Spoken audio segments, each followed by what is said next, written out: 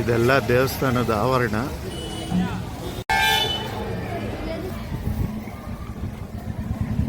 ಎಲ್ಲ ಲೈನ್ ಇಷ್ಟೊಂದು ದೊಡ್ಡ ಕ್ಯೂ ಇದೆ.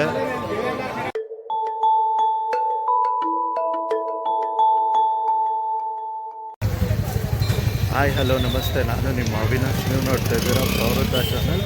ಸೊ ರೈಟ್ ನಾವು ನಾನೀಗ ಶಿಕಾರಿಪುರದಲ್ಲಿದ್ದೀನಿ. ಇಲ್ಲಿ ಭ್ರಾಂತೇಶ ಸ್ವಾಮಿ ಅಂತ ಒಂದು ದೇವಸ್ಥಾನ ಇದೆ. ಅಲ್ಲಿ ದೇವಸ್ಥಾನ ನೋಡೋಣ ಹೇಗಿದೆ ಅಂತ. ಸೊ ಇದೆಲ್ಲ ದೇವಸ್ಥಾನದ ಆವರಣ.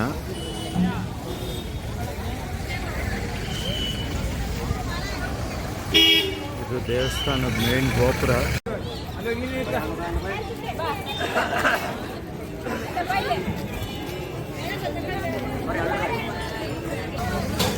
ಇವರೇ ಭ್ರಾಂತೇಶ ಸ್ವಾಮಿ, ಆಂಜನೇಯ ಸ್ವಾಮಿ ಅವರು. ಕ್ಯೂ ಲೈನ್ ನೋಡಿ.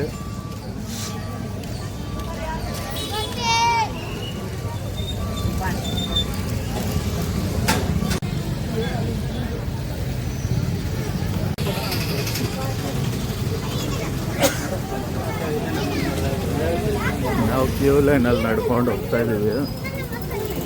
ಸೊ ಈ ದೇವಸ್ಥಾನ ಬಂದು ಸುಮಾರು 54 ಕಿಲೋಮೀಟ್ರ್ ಆಗುತ್ತೆ ರಾಣಿಬೆನ್ನೂರಿಂದ. ಆ್ಯಂಡ್ ನಾವು ಬೆಳಿಗ್ಗೆ 6:30ಗೆ ರಾಣಿಬೆನ್ನೂರು ಬಿಟ್ಟಿದ್ದು. ಆ್ಯಂಡ್ ಇಲ್ಲಿಗೆ ಇವಾಗ ಸೇರೋ ಅಷ್ಟೊತ್ತಿಗೆ 7:45 ಆಗಿದೆ ಟೈಮು. ಕ್ಯೂ ಲೈನ್ ನೋಡ್ಬೋದು ಎಷ್ಟು ದೂರದಿಂದ ಬರ್ತಾಯಿದ್ದೀವಿ ನಾವು ಅಂತ. ಕಡೆಗೂ ಇಲ್ಲಿವರೆಗೂ ಬಂದ್ವಿ. ಅರೌಂಡ್ 15 ಮಿನಿಟ್ಸ್ ಆಯಿತು. ಆ್ಯಂಡ್ ಇಲ್ಲಿದ್ದಾರೆ ಭ್ರಾಂತೇಶ ಸ್ವಾಮಿಯವರು.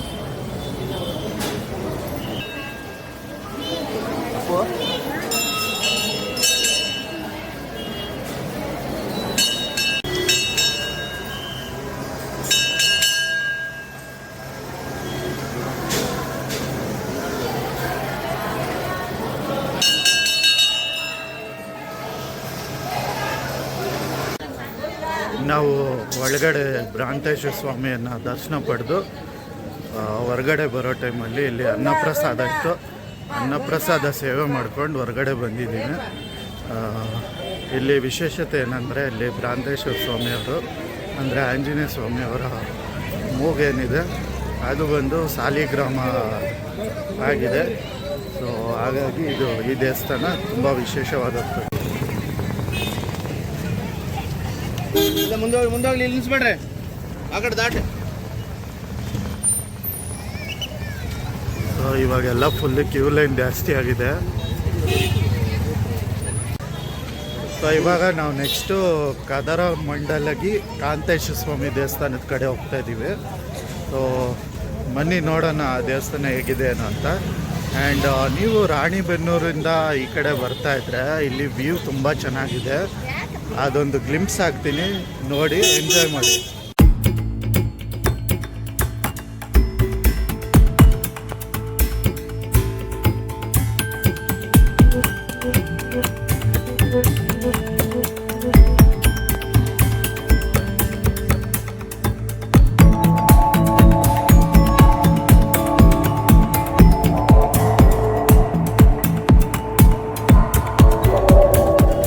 ನಾವಿವಾಗ ಕಾಂತೇಶ ಸ್ವಾಮಿ ದೇವಸ್ಥಾನಕ್ಕೆ ಬಂದ್ವಿ. ಬನ್ನಿ ದೇವಸ್ಥಾನ ಹೇಗಿದೆ ಅಂತ ನೋಡೋಣ.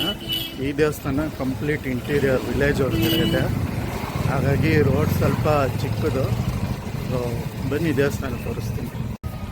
ಇದೇ ದೇವಸ್ಥಾನ.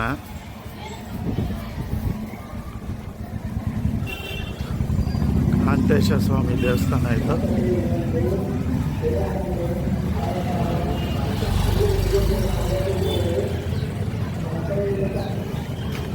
ಫುಲ್ ರಶ್ ಇದೆ ಇವತ್ತು.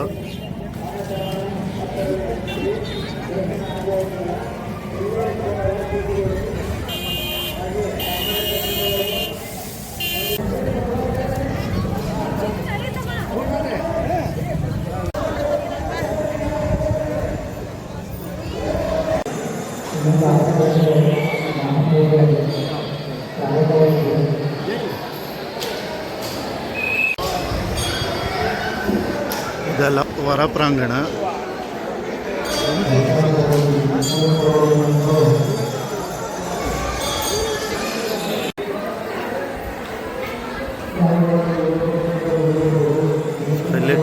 ಪುರಂದರದಾಸರದ್ದು ದೇವಸ್ಥಾನ ಇದೆ.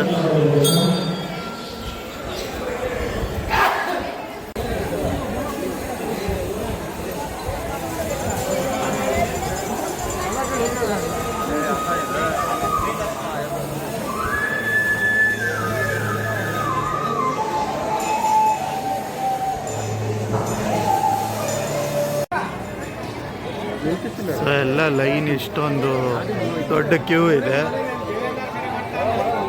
ಸೊ ಇಲ್ಲಿ ನೇರ ದರ್ಶನಕ್ಕೆ 50 ರೂಪಾಯಿ ಅಂತೆ ಟಿಕೆಟು.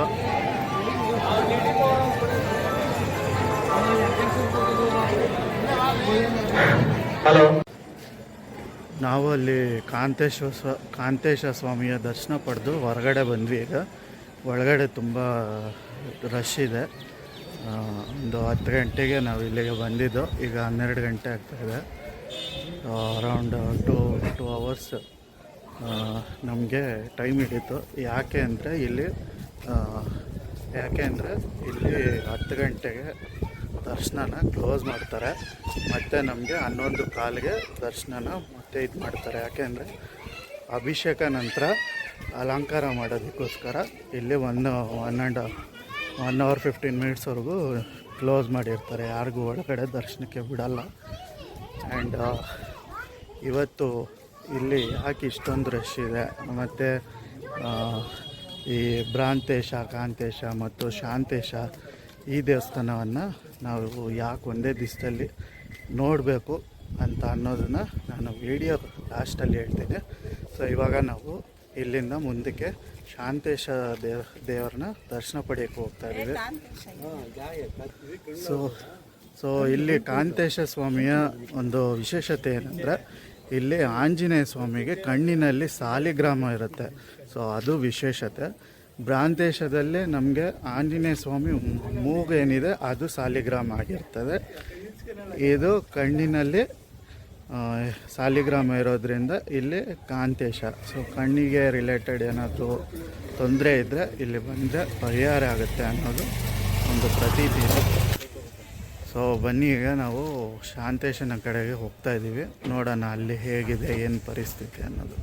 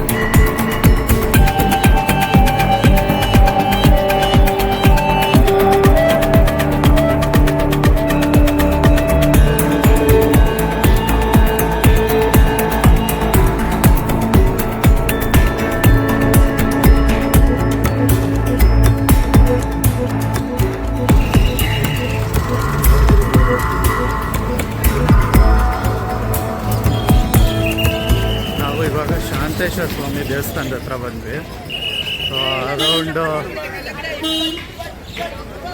ಅರೌಂಡ್ 28-30 ಕಿಲೋಮೀಟರ್ಸ್ ಆಗುತ್ತೆ. ಫುಲ್ ರಶ್ ಇದೆ ಇಲ್ಲೂ.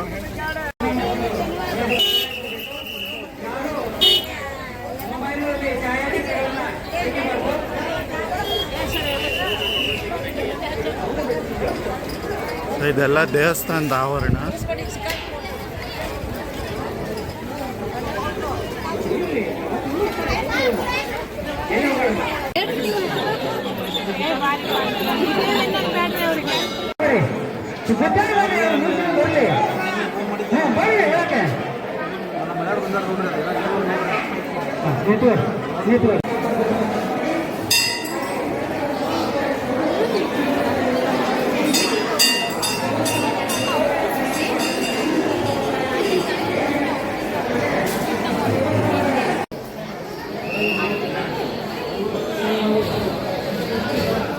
ನಾವಿಲ್ಲಿ ಈಗ ಸಾಂತೇಶನ ಒಂದು ದರ್ಶನ ಪಡೆದು ಬಂದ್ವಿ. ಇಲ್ಲಿನ ವಿಶೇಷತೆ ಏನಂದರೆ ಇಲ್ಲಿ ಆಂಜನೇಯ ಸ್ವಾಮಿಯವರಿಗೆ ಎದೆ ಭಾಗದಲ್ಲಿ ಸಾಲಿಗ್ರಾಮ ಇರುತ್ತೆ. ಸೊ ಅದು ಇಲ್ಲಿನ ವಿಶೇಷತೆ. ಸೊ ನಾವು ಏನಕ್ಕೆ 3 ದೇವಸ್ಥಾನನೂ ಒಂದೇ ದಿವಸ ನೋಡಬೇಕು ಮತ್ತು ಯಾವತ್ತು ನೋಡಬೇಕು ಅಂದರೆ ಅಧಿಕ ಮಾಸದಲ್ಲಿ ಈ ಒಂದು ತಿಂಗಳಲ್ಲಿ ಯಾವುದೇ ದಿನ ಆಗಲಿ ನೀವು ಈ 3 ದಿವಸನ 3 ದೇವಸ್ಥಾನವನ್ನು ಒಂದೇ ಸತಿ ನೋಡಬೇಕಾಗತ್ತೆ. ಸೊ ಅದು ಒಂದು ನೋಡಿದ್ರೆ ಇದು ಒಂದು ಒಳ್ಳೆಯದಾಗುತ್ತೆ ಅಂತ ಒಂದು ಪ್ರತೀತಿ ಇದೆ ಇಲ್ಲಿ. ಆ್ಯಂಡ್ ನಮ್ಮ ಈ ವಿಡಿಯೋ ಇಲ್ಲಿಗೆ ಮುಗಿಯುತ್ತೆ. ನಿಮಗೆ ಈ ವಿಡಿಯೋ ಹೇಗೆ ಅನ್ನಿಸ್ತು ಏನು ಅಂತ ಕಮೆಂಟ್ ಸೆಕ್ಷನಲ್ಲಿ ತಿಳಿಸಿ. ಮತ್ತು ಹಾಗೆ ಈ ವಿಡಿಯೋ ಇಷ್ಟ ಆಗಿದ್ದರೆ ಲೈಕ್ ಮಾಡಿ, ಶೇರ್ ಮಾಡಿ ಮತ್ತು ಸಬ್ಸ್ಕ್ರೈಬ್ ಮಾಡಿ. ಮತ್ತೆ ಸಿಗೋಣ ಇನ್ನೊಂದು ವಿಡಿಯೋದಲ್ಲಿ. ಅಲ್ಲಿವರೆಗೂ ಬಾಯ್.